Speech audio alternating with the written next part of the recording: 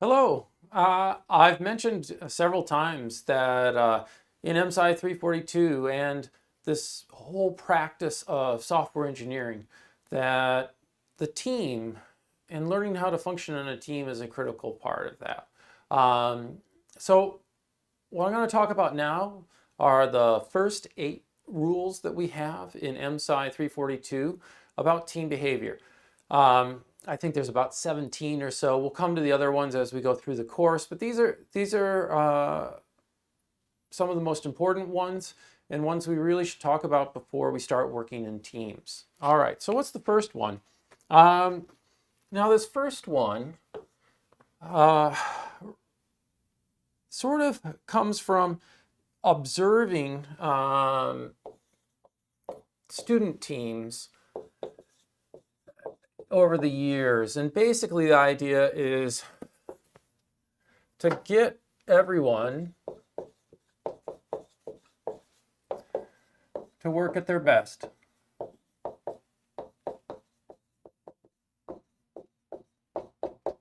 All right. We're really aiming for to maximize team effectiveness. So we want to maximize team effectiveness.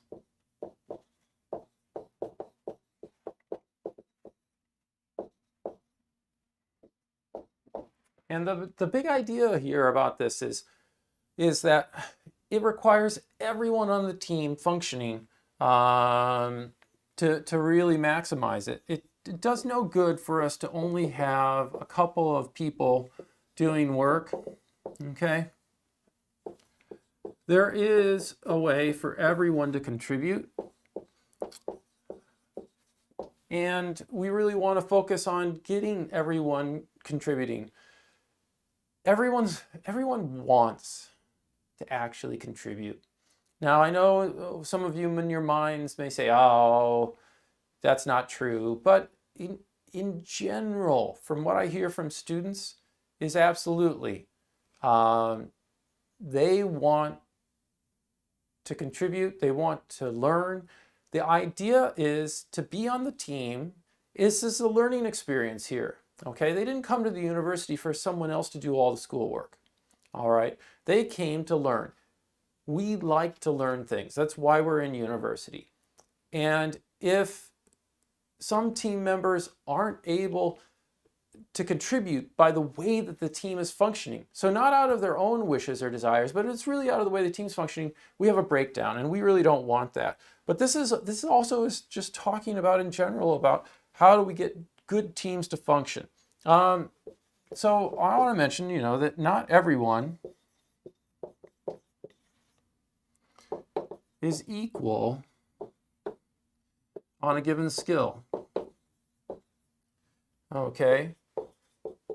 I think the biggest example of this has to do with coding. But so for example, some people have more development or project management experience based upon co-op already. Okay. Or perhaps they've been more successful in the information systems courses so far. I mean, for the development aspects. There are going to be differences in the skill level and across. So every single team that I make in 342 is going to have a diversity of abilities. And so because of that, now, and you say, oh, well, that's MSCI 342. No, this will be true of every team that you're on. All right. And so you really need to ask yourself,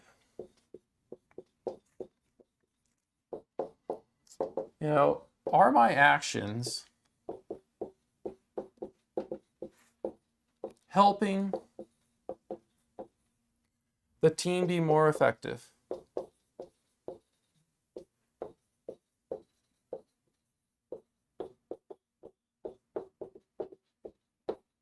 And so this is about not only you performing at your best, but it's also about the way in which you perform and you work with your teammates and the workflows that you create and the processes at hand are the things that you guys are deciding to do and the actions that you're taking and the way that you're treating each other leading to things being more effective.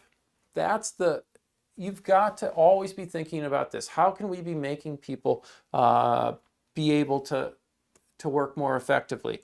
And let me dig into this a little bit more, in fact. So I've seen a lot of teams over the years, and I've seen some dysfunctional teams, certainly. And we want to avoid repeating those. They happened. I don't want to see them again. So this is sort of some observed dysfunctional behavior. All right.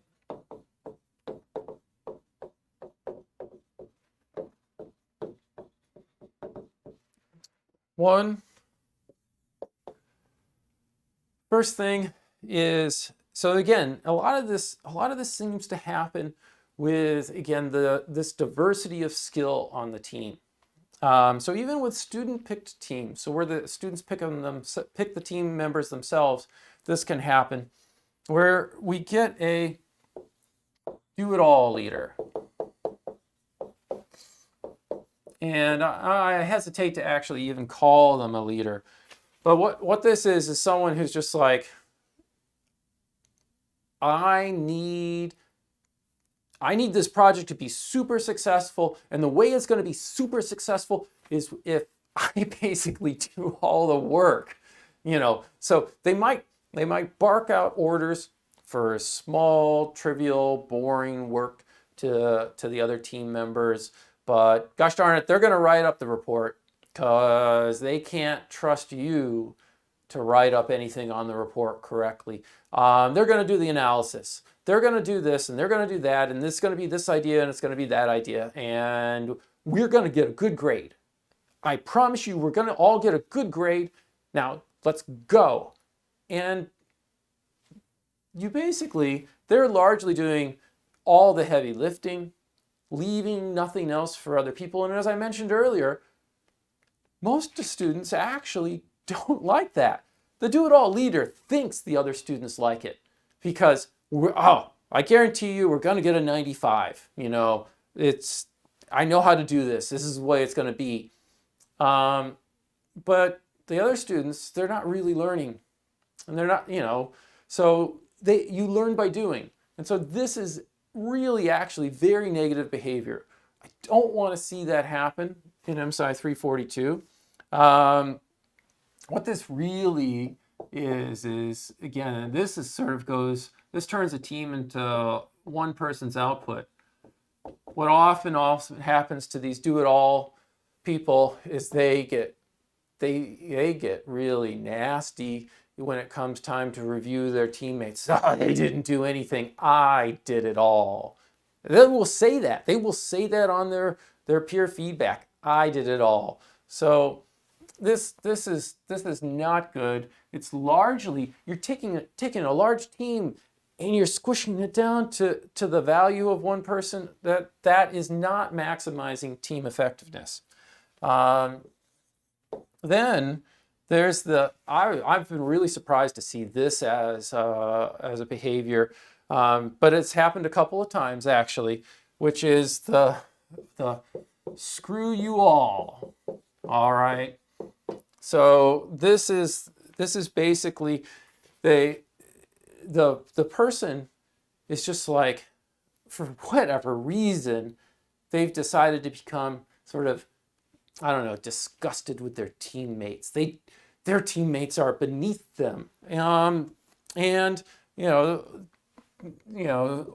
they either sort of like disappear from the team almost, even though so the idea is that this is a person who's very capable, could have the same behavior as the do-it-all leader, but decides to go the opposite directions, wants to withdraw from the project.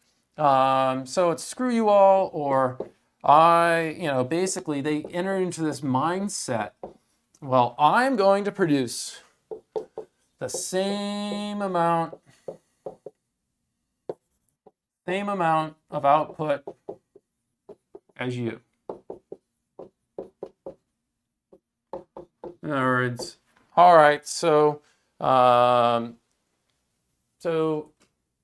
I can see that, yeah, you wrote 10 lines of code. I'm going to write 10 lines of code.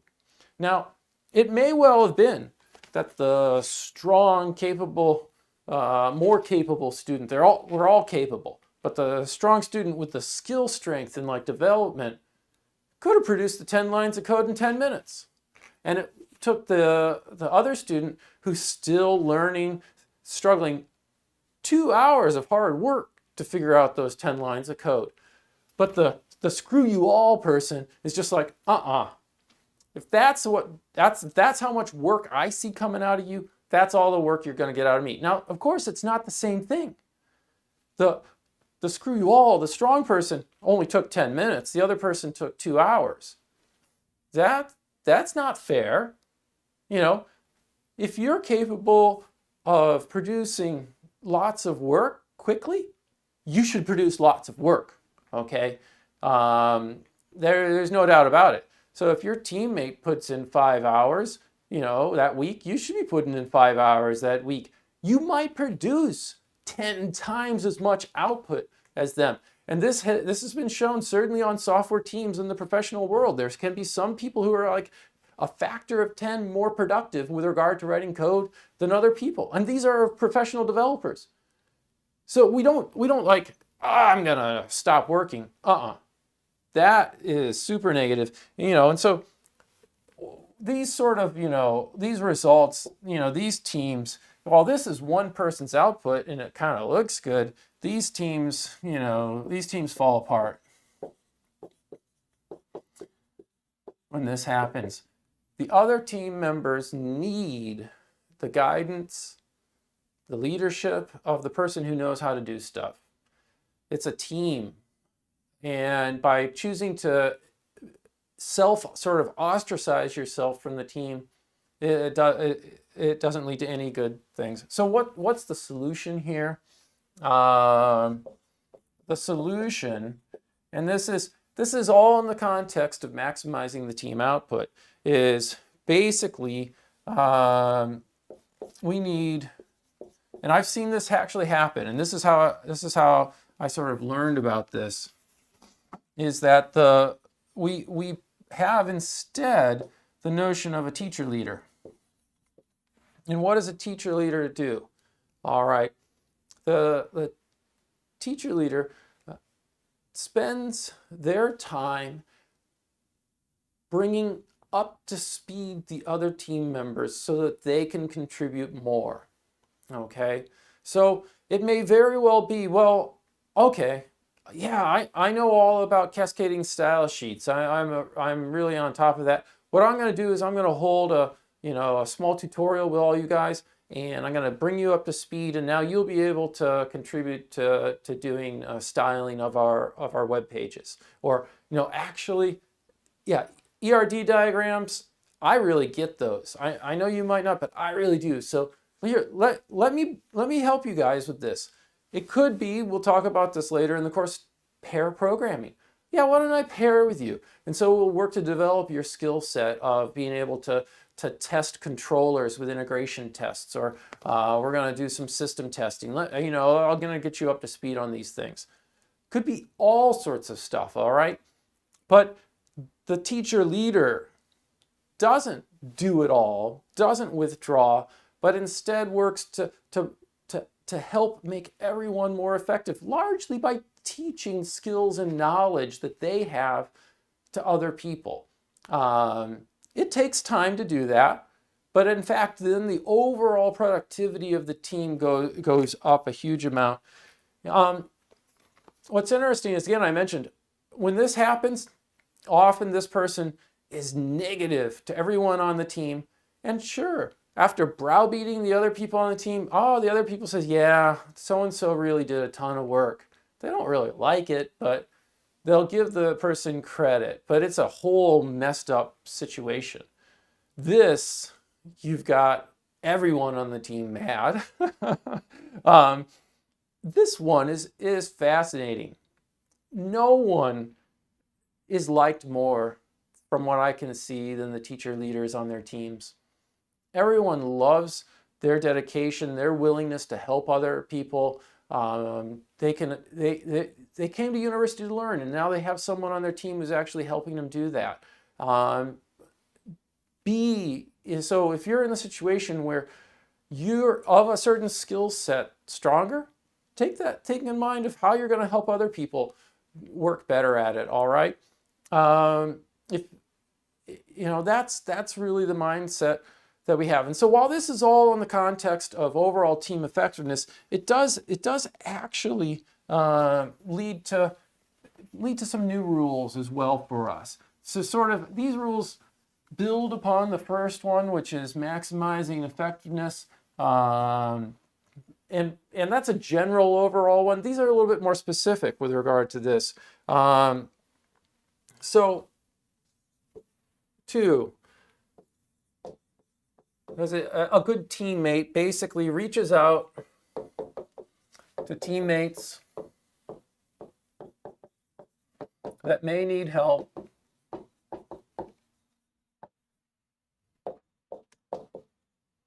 and offers help. And this is also, we'll talk about this before the end of this. This is also a little bit about social sensitivity. Being aware that sometimes we need to show other people that we're willing to help them. Now, we don't force ourselves on people, but we can offer to help. It's nice, and if you can do it, that's great. Often, by the way, one of the ways I see it a lot in the course is the way, again, people are helping is they give tutorials to the rest of the team, or they lead a design effort and they involve other people in it. Okay, so they don't just go take it all themselves and do all the work themselves, but they work to get the whole team going where the team is stuck. Now, there's an important part of this. It's not all about this strong person. People who might not be as strong in an area, they as well have a role to play. You need to, a good teammate asks for help rather than staying stuck. Okay? You don't just sit on a task for days and days and days and days, not knowing what to do, confused and lost, and never ask for help. Part of becoming a good teammate is having the nerve and knowing the trust that your teammates are going to be understanding when you say, I tried to figure this out and I just can't figure it out. I need some help. Most of your teammates are going to, if your teammates are behaving well, they're going to be much more appreciative to try to help you out and get you unstuck rather than have you, after a long period of time, just say, I couldn't get it done. And then they have to do it anyways. So don't do that. So you have a responsibility that if you're having trouble, you have to ask for help. Now, with that in mind also goes, 4 is related to 2, but it's not the same because sometimes people are going to come out and ask for the help. A good teammate gives help when asked. So if someone says, I really do need help, the good teammates say, okay, we're going to help you out on that. Okay, we're not going to just let you keep floundering away. We're not also just going to yank the task away from you and do it ourselves. The idea is to help people learn things. Okay? We really want to foster this environment in this course. It's very important. Now, you're doing all of this. You're working to make that team maximize its effectiveness, get everyone to perform at their best. One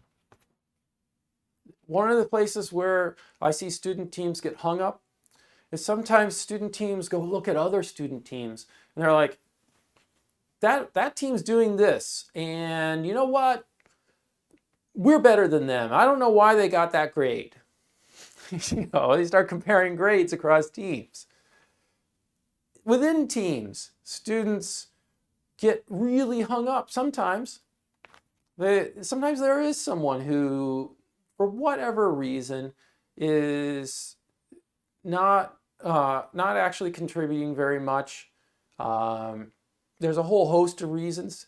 You may not always know all the reasons, by the way. Sometimes people have major personal issues in their lives that they can't tell you about. Now, they can tell their manager, and their manager can understand, but it's not actually for you to know. Okay?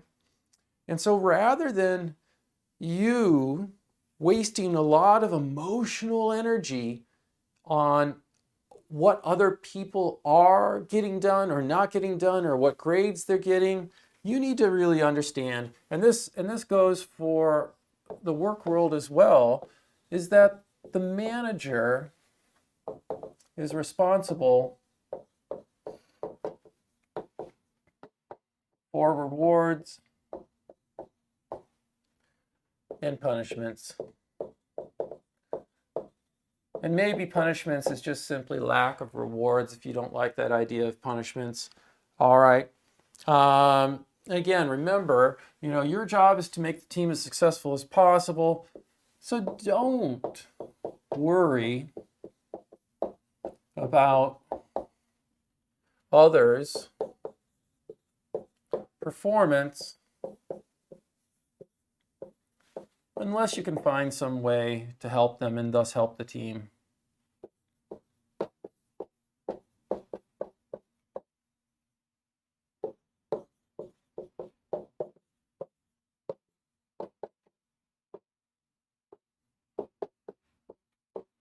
So, again,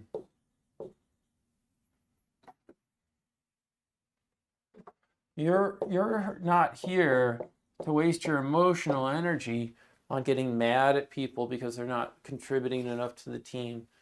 Maybe you need to ask them if they need help. Maybe you need to try to be understanding of their situation. Maybe you need to work on different schedules. There's all sorts of things that could be going on. You may never be privy to all of them, but the only reason you should be worried about them is if you can find a way to help. Otherwise, the manager is going to deal with it, okay? So, wow, this person really contributed a huge amount to the team, worked really hard, helped all sorts of people. Well, they should get rewarded by the manager. This person, we never saw them. We're not sure what they did. For some reason, we reached out to them. We tried to engage them. They still never helped out. They still never contributed to the team. Well, again, don't you get upset about are they going to get a good grade. The manager is responsible for it, okay? The manager determines what people's pay and bonuses, or in this course, how many points they get, okay? This actually was, for me, something that took me a long time to learn, and I would waste all sorts of energy in the work world on this. No, whatever. Who cares if someone else is getting paid more? I'm going to do my best, and I'm going to see if I can get the boss to understand and realize my value to the team. And you know what? And if I don't get paid enough, and I've tried and I've talked with my manager, well, I can go find another job. Now this is not. I'm not talking about if you're not being rewarded correctly because of discrimination or other things. Those are always situations that, yes, you should be actually going to human resources. You should be taking the proper actions that you need to take. I'm talking about a manager who for all intents and purposes is behaving properly, but for some reason isn't recognizing you. Yeah, you can go work somewhere else. It's your choice. But don't fixate on why someone else is getting something and not you. Fixate on what you're doing, and then certainly ask for what you want. Ask for that raise. All that sort of stuff. I'm not saying to ignore that thing, but don't waste your emotional energy on it. That doesn't do any good, and especially in course projects at school, don't compare teams to teams. You don't know what's going on with that team. the instructor and the TAs do. You don't always know what's going on with every person you're working with on your team. It's the manager's job to deal with that, okay? Now, after that, rule number 6, don't flip the bozo bit.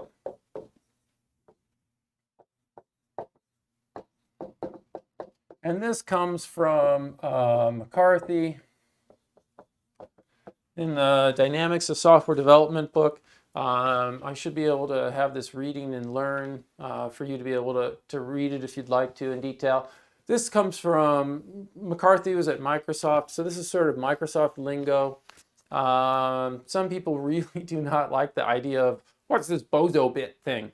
You know, the idea really is that to flip the bozo bit is that situation when you're on this team and you're talking to this person and you're just like, they're saying stuff, blah, blah, blah, and you're just like, they're just a complete bozo, like Bozo the Clown. I mean, a bozo. I mean, why?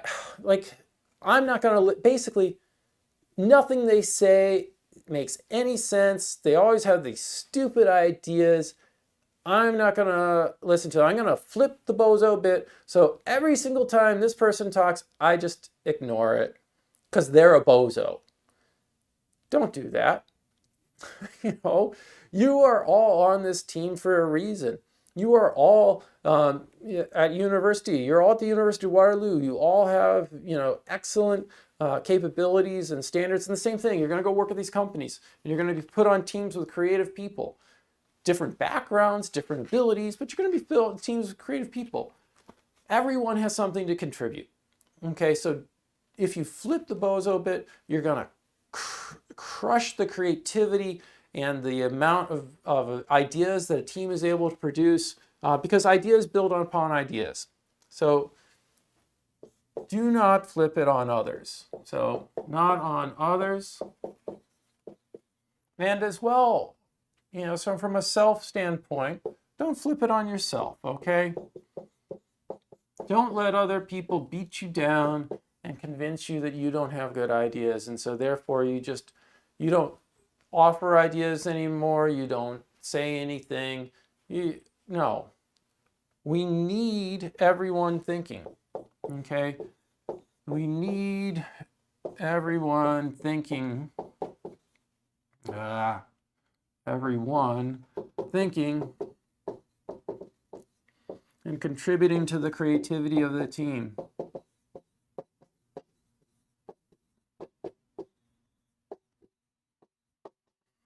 Software is a creative process.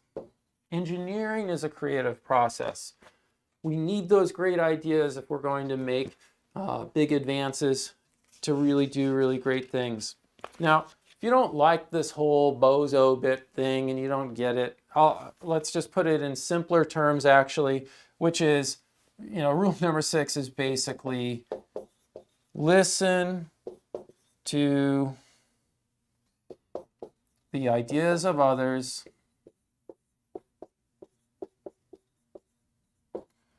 and critical feedback. So some people might offer you some critical feedback, and it can be hard to hear critical feedback. We'll talk quite a bit more about giving and receiving feedback in the course, but absolutely that's a chance for some people, because they don't want to hear critical feedback, they'll just flip the bozo bit, stop listening. Don't do that. So it really, if you want to understand that still didn't make sense, listen to the ideas of others, and as well as to their critical feedback. You have to listen to it. Doesn't mean you have to accept the idea. It doesn't mean you have to accept the feedback as legitimate. But you should truly listen and truly think about it and truly consider it as a serious thing. Okay. Now, I know some of you are going to have a hard time with this because it's natural to, again, label someone that bozo and then start ignoring them. If you want that team if you want to maximize that team productivity and you're having that problem that you think you're feeling this way towards another teammate, my advice to you is if you can't, if you're like in your mind, you're just like, that person's a bozo. They really are. They're just a bozo. You need to fake it then. So you need to convince them that you really are actually listening and you really do care about their ideas, even if you truly don't. Otherwise, you're going to shut down and you're going to have this cancer spread on the team. And I'll tell you what, most likely is if you go through that phase of faking it, you might actually see that eventually, no, the person does have some good ideas and that you were wrong all along. And now that you see that the team is functioning better, you won't have to fake it anymore. Okay? But it's really important. We can't afford to shut down the team with regard to people's creative ideas and thinking. We really have to listen to each other's ideas. Now, we're at 6. Now I want to mention some very interesting work. I first became aware of this. I was reading in the New York Times how Google has done a huge amount of work on understanding team productivity. And so one of the research studies that came out and was cited about that was this one that was evidence for collective intelligence factor in the performance of human groups by Woolley et al. This is published in the journal Science in 2010, 10 years ago. So it's getting to be pretty old now. Now, collective intelligence. So let's see equal collective intelligence. The idea here that this is basically a measure of team intelligence. So you can envision measuring an individual's intelligence with an intelligence test. And so they have means and mechanisms to, now we're doing group problem solving. How intelligent is this group versus that group? And so they started to investigate this. Now, we can measure it. What are really sort of the factors that lead to it? And what's interesting is this, Woolley et al., they found 3 factors correlated with C, the collective intelligence. The first factor was the average social sensitivity of the group. Okay, so on average, if we measure the individuals in the group and how socially sensitive they are to the other people, the higher the social sensitivity of the group, the better the team intelligence. The better the team is able to solve problems, the higher the group functioning. What does this mean? This means being able to understand how other people feel, okay? Being empathetic. You've got a team meeting and someone is having a bad day. You don't take it out on them that they're not able to contribute much. You're understanding about that. And maybe even you ask them after the meeting how they're feeling. I mean, you care about each other, okay? You're socially sensitive. And I know it sounds all warm and fuzzy, but you know what? Do you care about your team's collective intelligence or not? This is scientific research that has found that of all the things they've looked at, there's 3 things they found. This is one of them. So maybe pay attention to it, even if it does seem a little warm and fuzzy. 2, so this is a positively correlated factor. The collective intelligence is negatively correlated with the variance in numbers of speaking terms. Not terms, turns. My apologies, turns. All right, basically, look, what this is you hold a team meeting people take turns talking.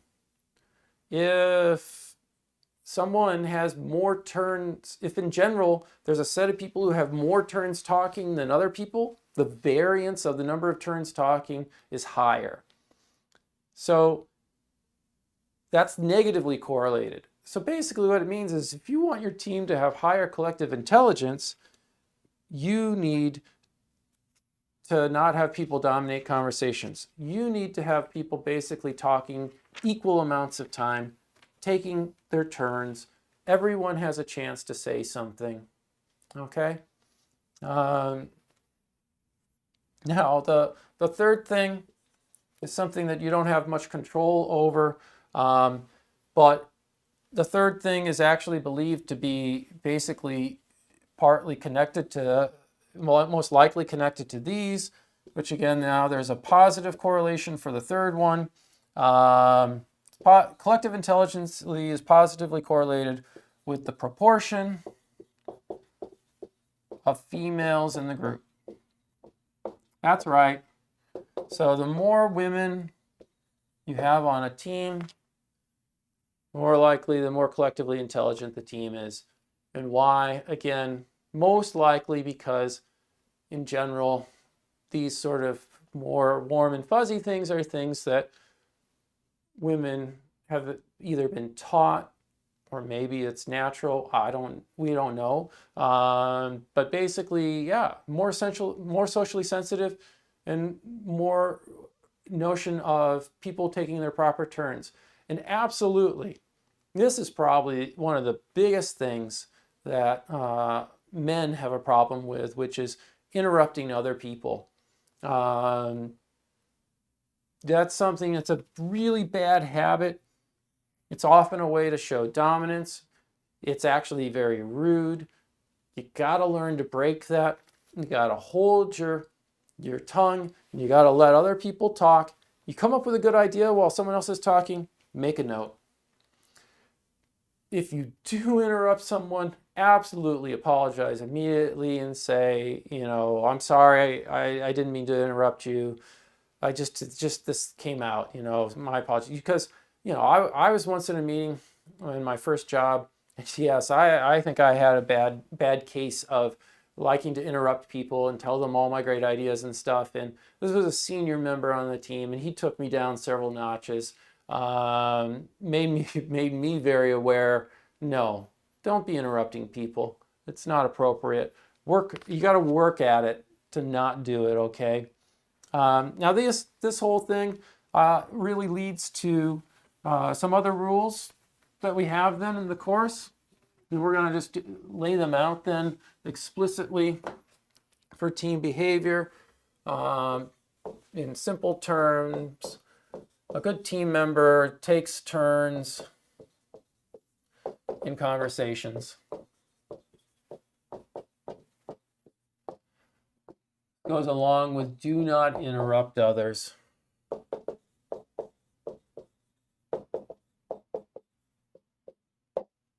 Now, likewise, one of the phenomena that we do see on lots of teams, student teams in particular, is this whole students will get feedback. You're too quiet. You never speak up. You never say anything. Usually we've got a whole set of like chatty, like blah, blah, blah, blah, blah, blah people. And there's always going to be some people who are just listening. They could be shy. There's a whole host of reasons for this. The other team members are going to encourage them, often, unfortunately, wait a long time to say, you should speak up more. Part of this is, we want to see this taking turns of speaking. So, you know what? Solicit the opinions. This is nicely solicited. You're interested in their opinion of people not talking. You may just need also to occasionally pause and stop talking for other people to have a chance for them to speak up. Okay? Some people are very nervous about silences. but you shouldn't be. Some moments of silence, sometimes on a team, that might finally give someone else a chance to talk. Okay? So solicit the opinions of people not talking. And I will tack on to that and reinforce that you care about their opinion. So it's not, hey, why haven't you said anything? What, speak up. It's, what do you think? We'd like to know your opinion, And this, of course, goes back to the social sensitivity as well. It goes back to not flipping the bozo bit. It goes back, all these things. We need to increase our quality of our communication on our teams. All right. And very explicitly about the social sensitivity, we'll put it at this way. Be aware of how people are emotionally reacting and care about each other.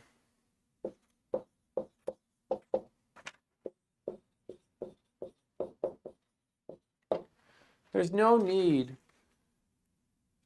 to brag about your abilities. There's no need to put down other people about their abilities, all these sorts of things. So if you're aware and paying attention to people's emotions, you're trying to maximize the productivity of the team and all of these things, you're going to put a check on those negative behaviors, those things that cause team members to not want to work with each other and so forth and so on.